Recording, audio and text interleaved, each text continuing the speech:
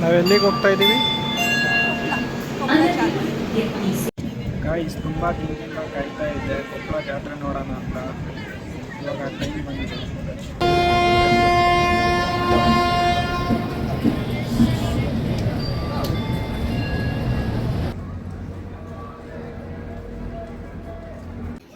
Good morning, welcome to Koppal. ದೇವಸ್ಥಾನದ ಟಾಪಿಂದ ನಿಂತ್ಕೊಂಡು ಕೊಪ್ಪಳದ ವ್ಯೂನ ನೋಡಿ ಎಂಜಾಯ್ ಮಾಡ್ತಾ ಇದ್ದೀನಿ. ಆದರೆ ಅದೇನು ಫಾಗ ಇಲ್ಲ ಪೊಲ್ಯೂಷನ್ ಅಂತ ಗೊತ್ತಾಗ್ತಾ ಇಲ್ಲ. ಯಾಕಂದರೆ ಸ್ವಲ್ಪ ದಿನಗಳ ಹಿಂದೆ ಈ ಮಠದ ಅಜ್ಜ ಅವರು ಒಂದು ಕಾರ್ಯಕ್ರಮದಲ್ಲಿ ಕಣ್ಣೀರಿಟ್ಟಿದ್ರು, ನಮ್ಮ ಕೊಪ್ಪಳ ಜಿಲ್ಲೆ ಪೊಲ್ಯೂಷನ್ನಿಂದ ಹಾಳಾಗ್ತಿದೆ ಅಂತ. ಅದು ಇವಾಗ ನೆನಪಾಯಿತು.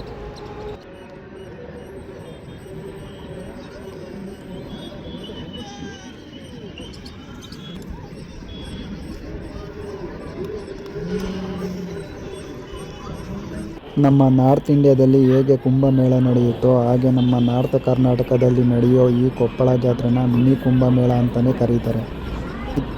ಈ ವರ್ಷ ಇಲ್ಲಿ ನಡೆಯೋ ಜಾತ್ರೆಯಲ್ಲಿ ಬರೋಬ್ಬರಿ 6 ಲಕ್ಷ ಜನ ಸೇರಲಾಗುತ್ತೆ ಅಂತ ಅಂದಾಜು ಮಾಡಲಾಗಿದೆ. ನಾನು ಸುಮಾರು 2 ಗಂಟೆಯಿಂದ ನೋಡ್ತಾ ಇದ್ದೀನಿ. ಜನಗಳು ಒಳಗಡೆ ಹೋಗ್ತಾವ್ರೆ ಹೊರತು ಆಚೆ ಕಡೆ ಬರ್ತಾ ಇಲ್ಲ. ಎಷ್ಟು ಜನ ಸೇರಿರ್ಬೋದು ಅಂತ ಎಕ್ಸೈಟ್ಮೆಂಟ್ ನಮಗೂ ಇದೆ.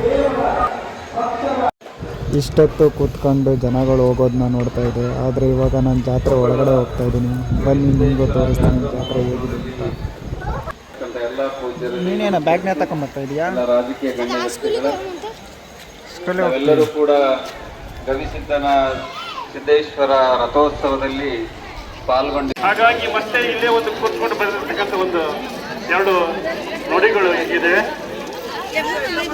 ಬೆಳಗುತ್ತಿದೆ ಗವಿಸಿದ್ದ ನಾಮ ಜ್ಯೋತಿ, ಬೆಳಗುತ್ತಿದೆ ಗವಿಸಿದ್ದ ನಾಮ ಜ್ಯೋತಿ, ಎಲ್ಲೆಡೆ ಪಸರಿಸಿದೆ ದಾಸೋಹದ ವಿಷಯ ಜೋರಾದ ಘೋಷಣೆಯೊಂದಿಗೆ ಗವಿಸಿದ್ದೇಶ್ವರ ಮಹಾರಾಜಗಿ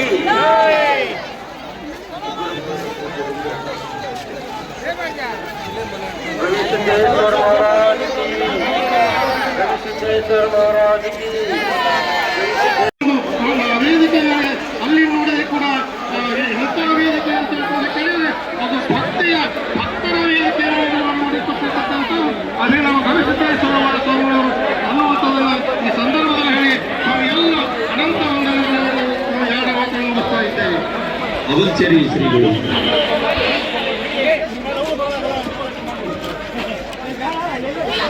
ಗವಿಸಿದ್ದೇಶ್ವರ ಮಹಾರಾಜಕ್ಕೆ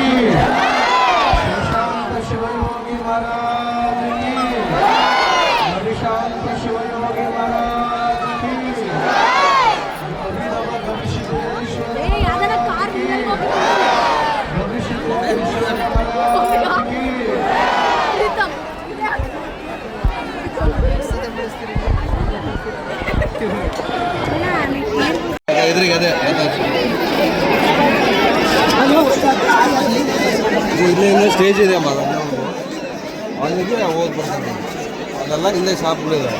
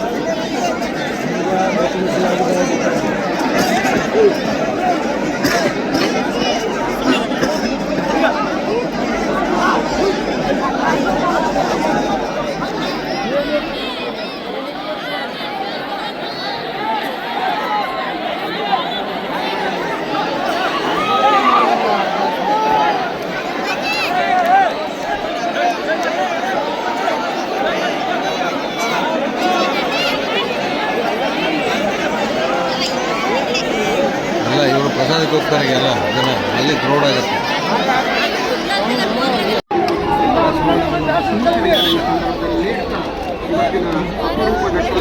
ಸೋಮಶೇಖರ್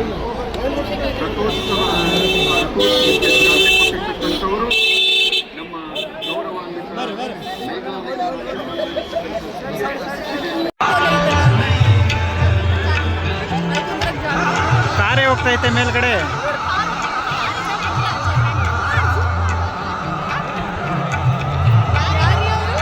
ಯಾರಿಗೆ ಗೊತ್ತು.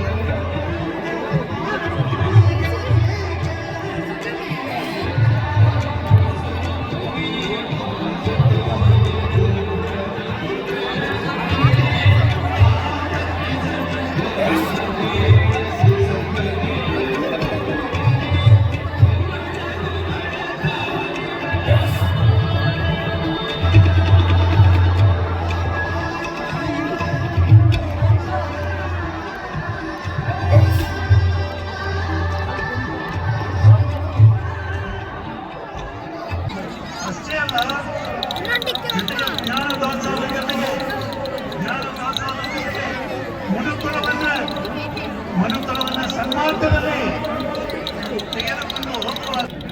ಹೀಗಾಗಿ ಶ್ರೀಗಳ ಮಹಿಮೆ ಅತ್ಯಂತ ಅಪರೂಪವಾದದ್ದು ಅಂತ ಹೇಳಿ ನಾನು ಹೇಳಲಿಕ್ಕೆ ಬಯಸ್ತೇನೆ. ಇಡೀ ನಾಡಿನ ಒಂದು ಸಂಗಮ, ಇಡೀ ನಾಡನ್ನು ಒಂದು ಕಡೆಗೆ ಸನ್ಮಾರ್ಗದಲ್ಲಿ ಕೊಂಡೊಯ್ಯುವಂತ ಶಕ್ತಿ, ಈ ಶಕ್ತಿ ಅದೇ ಶ್ರೀಗಳಲ್ಲಿದೆ ಅನ್ನೋದನ್ನು ಈ ಸಂದರ್ಭದಲ್ಲಿ ನಾನು ಸ್ಮರಣೆ ಮಾಡಲಿಕ್ಕೆ ಬಯಸ್ತೇನೆ. ಜೊತೆಯಲ್ಲಿ ಒಬ್ಬ ಮಠಾಧೀಶ ಹೇಗೆ ಸಮಾಜವನ್ನು ಮೈಸೂರಿಗೆ ಬರಬೇಕಾಗ್ತದೆ, ದಸರಾ ಹೇಗೆ ಆಚರಿಸಬೇಕು, ದಸರಾದ ಮಹತ್ವ ಏನು, ಅದರ ವೈಭವ ಏನು ಅಂತೇಳಿ ಕಣ್ಣಿಂದ ಕಾಣಬೇಕಾದ್ರೆ ನಾವು ಮೈಸೂರಿಗೆ ಬರಬೇಕಾಗ್ತದೆ. ಒಂದು ಜಾತ್ರೆ ಅಂದ್ರೆ ಏನೋ, ಜಾತ್ರೆಯ ವಿಶೇಷತೆ ಏನೋ, ಒಂದು ಜಾತ್ರೆಯಲ್ಲಿ ಹೇಗೆ ಆಚರಣೆ ಮಾಡಬೇಕು, ಅದಕ್ಕೆ ದೈವದ ಕರುಣೆ ನನಗೆ ಸಾಗರ, ಆ ರೀತಿಯ ಒಂದು ಜಾತ್ರೆಯನ್ನು ಕಣ್ಣಿಂದ ಕಾಣಬೇಕಾದ್ರೆ ಅದಕ್ಕೆ ಬೇರೆ ಕಾರಣ. ಪ್ರಸಿದ್ಧಿಯಾದ ಪ್ರಖ್ಯಾತಿಯನ್ನು ಪಡೆದ ಅದರಲ್ಲಿ ಕೂಡ ಜನರ ಜಾಗೃತಿಯಾಗಿ ಪ್ರವರ್ತನೆಯಾದರೆ ನನಗೆ ಸ್ಪಷ್ಟವಾಗಿ ಗೊತ್ತಿದೆ. ಉತ್ತರ ಭಾರತದಲ್ಲಿ ಪುರಿ ಜಗನ್ನಾಥನ ಜಾತ್ರೆ ಆಗ್ತದೆ. ಪುರಿ ಜಗನ್ನಾಥನ ಜಾತ್ರೆಯನ್ನು ಉತ್ತರ ಭಾರತದಲ್ಲಿ ನಾವು ಕಾಣಲಿಕ್ಕೆ ಸಾಧ್ಯ ಇದೆ.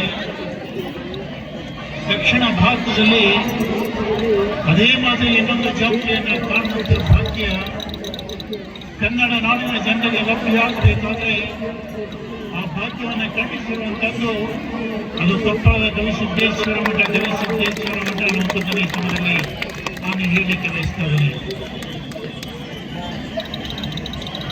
ಈ ಮಹೋತ್ಸವದಲ್ಲಿ ಭಾಗಿಯಾಗುವಂಥದ್ದು, ಈ ಮಹೋತ್ಸವದಲ್ಲಿ ಪಾಲ್ಗೊಳ್ಳುವಂಥದ್ದು, ಈ ಅಪರೂಪದ ದೇವತಾ ಕಾರ್ಯದಲ್ಲಿ ಭಾಗವಹಿಸಿ ಮಾತನಾಡುವಂಥದ್ದು, ಉದ್ಘಾಟನೆಯನ್ನು ಮಾಡುವಂಥದ್ದು, ಮತ್ತೆ ಈ ಜನ್ಮದ ಭಾಗ್ಯವನ್ನು ಇದು ಜನ್ಮ ಜನ್ಮಾಂತರದ ಪುಣ್ಯ, ಜನ್ಮ ಜನ್ಮಾಂತರದ ಭಾಗ್ಯ ಅಂತ ಹೇಳಿ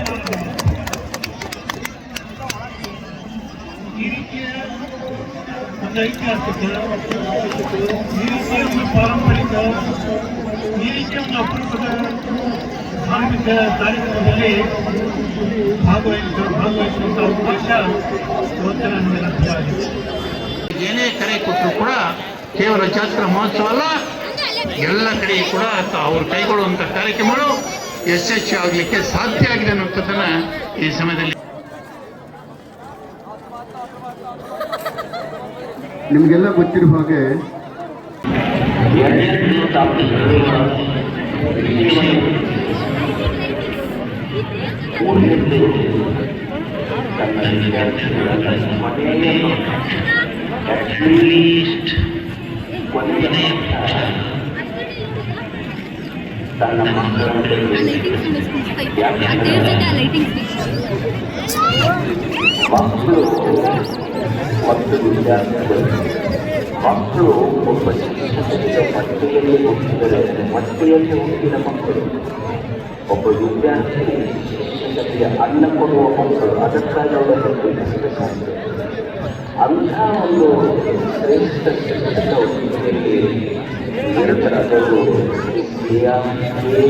ನಾರಾಯಣ ನಾಯಕ್ ಅವರು ಬಂಟ್ವಾಳ ತಾಲೂಕಿನ ಒಂದು ಸಣ್ಣ ನಾವು